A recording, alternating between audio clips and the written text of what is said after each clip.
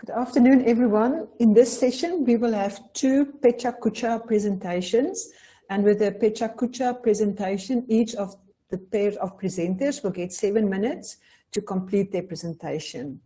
It is my pleasure to welcome Prof Erna Oliver. Prof Erna is a professor and an ODLE specialist at UNISA. She supports students to develop into self-directed lifelong learners. Prof Erna, you can share your screen.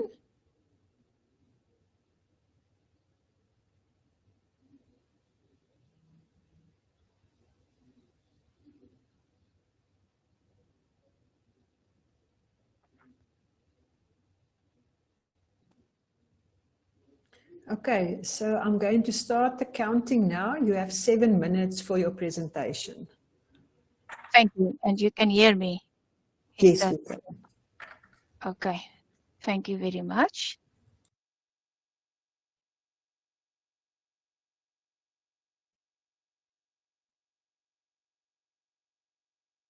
Good afternoon, everyone.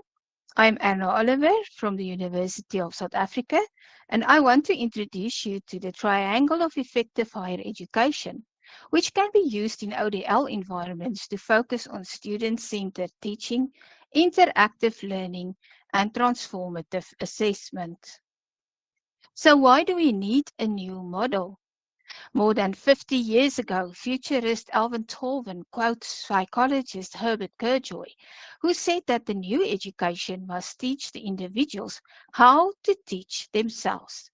These gentlemen expected a global bewilderment.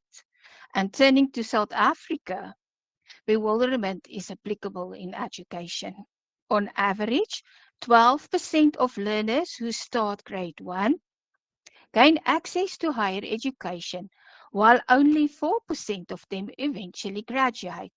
The current dropout rate in South Africa universities are between 50 and 60%.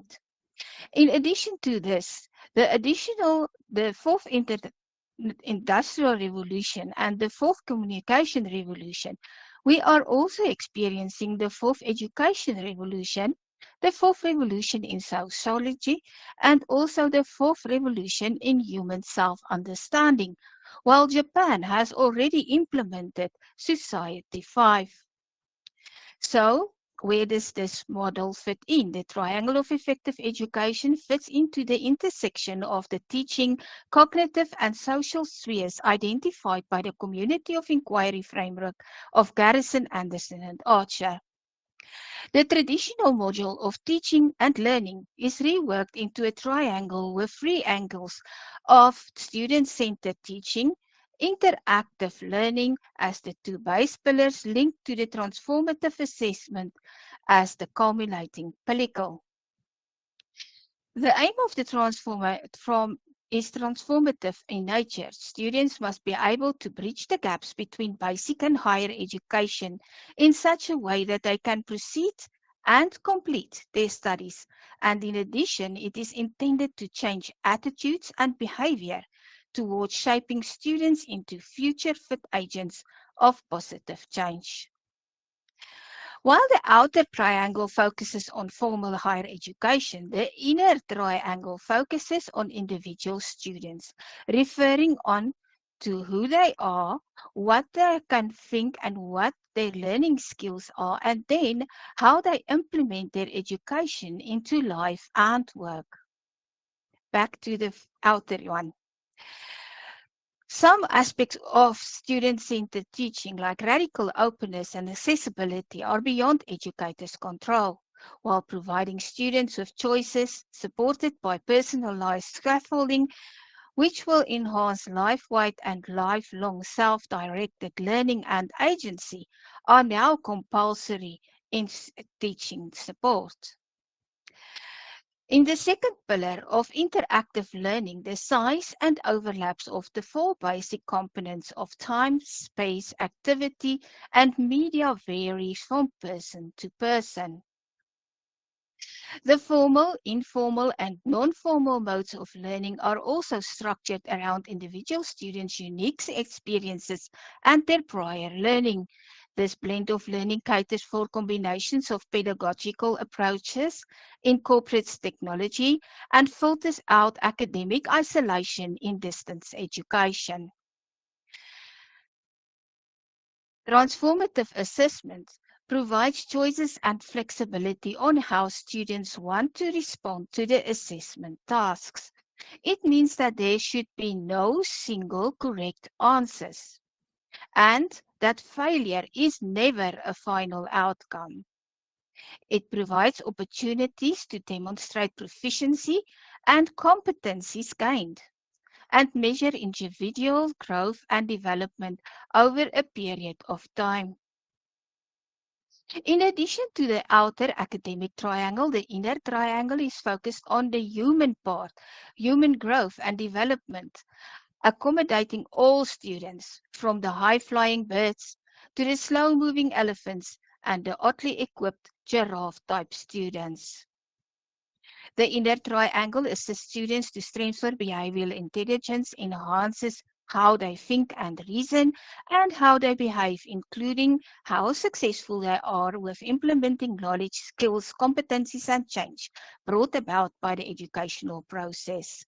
In the first pillar, students discover more about themselves, who they are, and how they can improve their behavioral skills through self-awareness and self-management on the one hand, and developing useful social awareness and interpersonal relational skills on the other.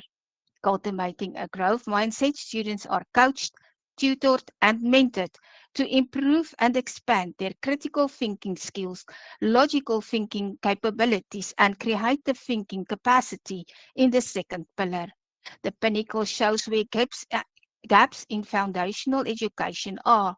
Students are guided through short courses in computer and online skills, media and AI literacy, English language competencies, and academic writing, research, and learning skills.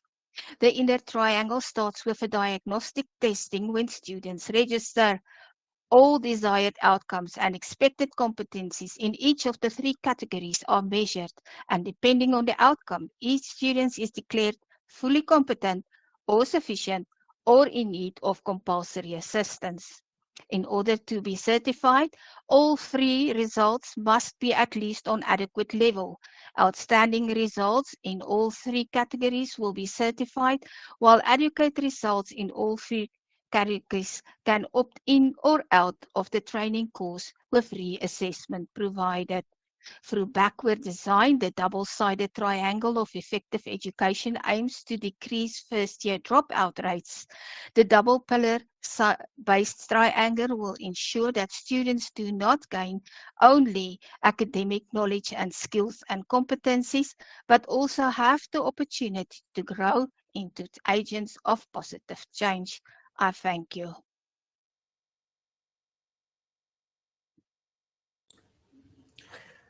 Thank you so much, Prof Erna. Very insightful. Is there any questions from the audience? We have time for one.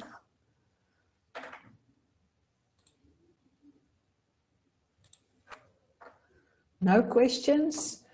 Now, question from my side is, I'm not sure how long you are busy with this work in this new framework.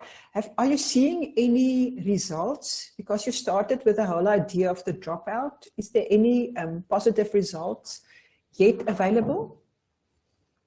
Yes, thank you, Dr. Van Wyk. Indeed, there is.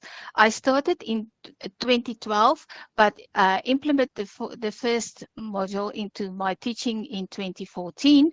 And at that stage, I had a problem with a low passing rate, and the pass rate increased immediately. When the first module that we implement this was ended in 2021, the pass rate at that stage was 100% in both semesters. So I think it is working. Thank you. Thank you so much. And any plans of other departments, modules also using that, or is it only in your program that you use that? Well, some of my colleagues already buy into it, and I am planning to make it available in a book soon so that everybody can use it. Okay, that sounds exciting. And thank you so much. We are going to give the second group of Pecha Kucha travelers here a chance to present, and that is my pleasure to welcome Dr. Amanda Lee and Dr. Jolanda Morkel. Amanda is the head of academic success at Stadio Higher Education, while Jolanda Morkel is the head of instructional design and senior research academic at Stadio Higher Education. I'm going to give over to you, and then you're ready, then we can start the countdown. You can start, yeah.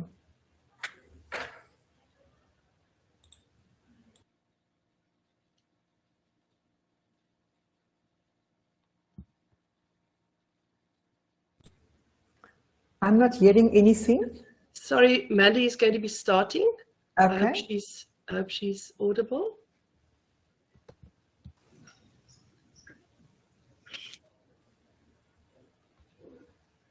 Hello?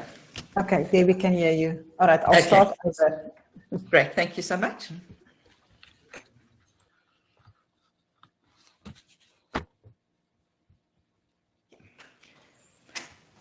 Good afternoon, I'm Amanda Lee, and together with my colleague, Jolanda Morkel, I'm pleased to join you from Stadio Higher Education. We offer programs through blended contact learning on 5 campuses countrywide and via distance learning in diverse disciplines, including, for example, commerce, IT, architecture, fashion, policing, and education. This research is grounded in self-determination theory and constructivist learning theory. Incorporating gamification strategies, self-determination theory asserts that intrinsic motivation, driven by autonomy, competence, and relatedness, can be enhanced through gamification, which fosters student engagement and promotes academic success. Constructivist learning theory emphasizes that learners build knowledge through experiences and social interaction, promoting active learning, problem solving, and critical thinking. By integrating gamification with self-determination theory, these frameworks help educators create engaging environments that enhance student motivation, participation, and academic success. Gamification in this integrated student induction initiative enhances engagement by turning orientation activities into interactive challenges. By incorporating game elements like points, rewards, and leaderboards, students become more motivated to participate, fostering collaboration, deeper learning, and smoother transitions into the academic environment. To provide an integrated first-year orientation experience for blended contact learning, the Centre for Academic Success at Stadio introduced the Quest for Success, or Q4S, initiative.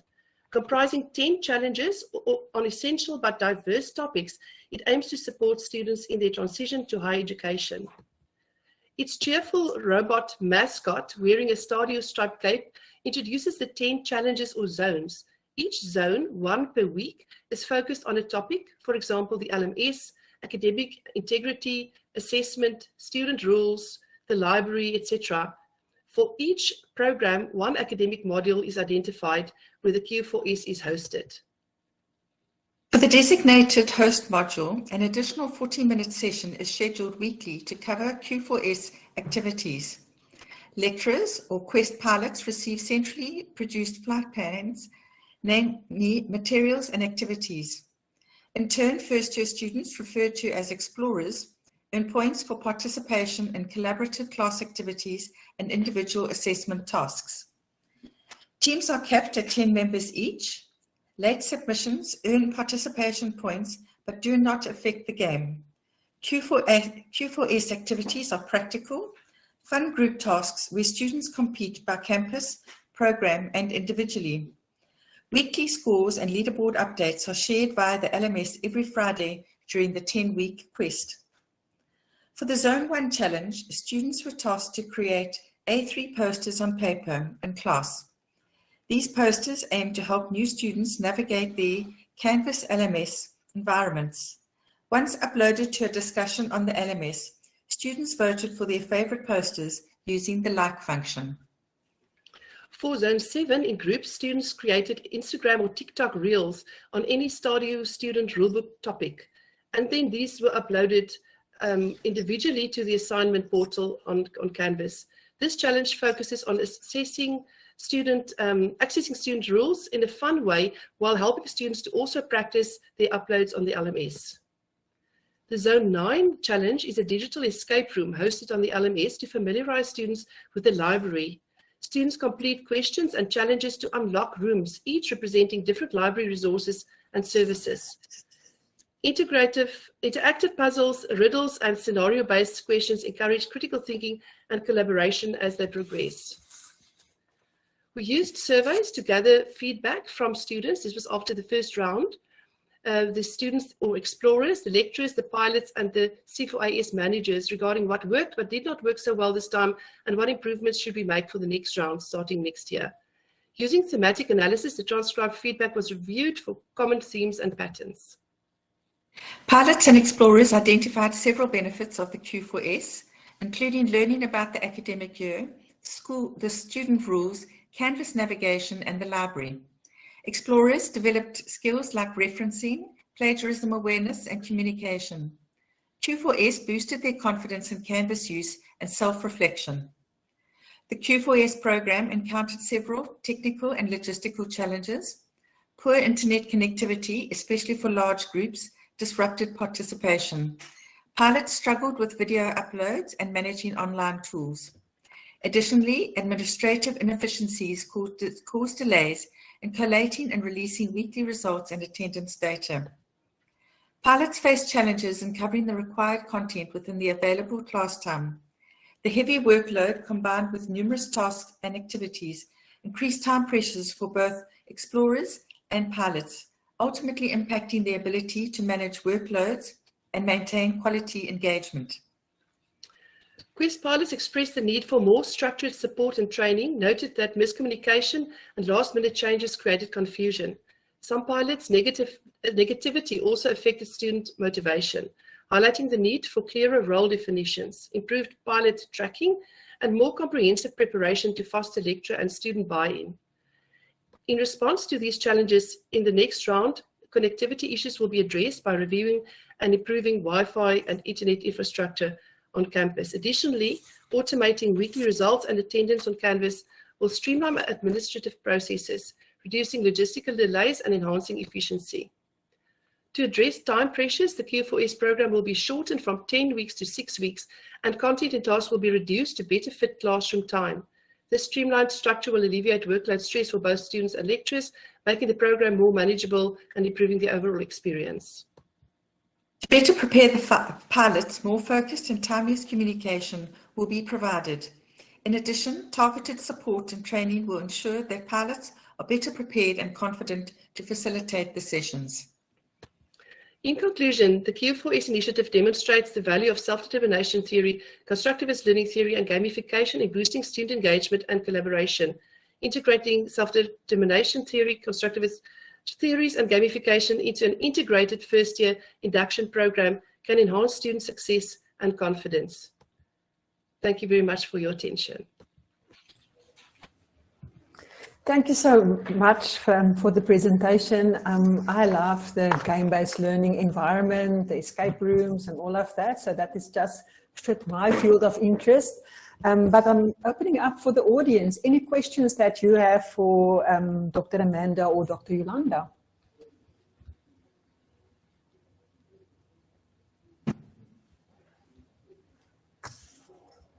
Any questions? If there are no questions, may I just, if there's a half a minute, make a comment. Okay. Perhaps while people think. I think what we should also perhaps add is that this initiative was really rolled out in the minimum time. So the lessons that we learned were hard lessons, and overall very ambitious project. So going forward, you know, ideally in a perfect world, one would pilot a small intervention and then test it and review it and adapt it, etc. But we rolled it out across all first-year modules, so that was quite ambitious. But in this next round, we're looking forward to ironing out some of the issues, mainly time and communication-based interestingly enough.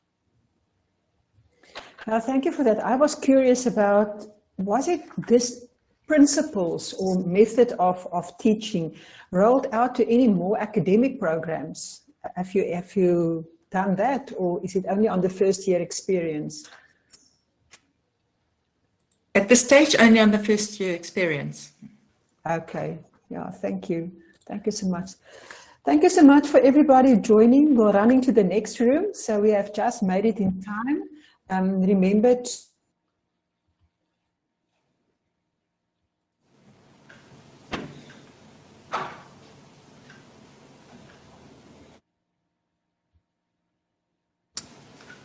Sounds like Marie was yanked out of the session. See you all in another session. Bye.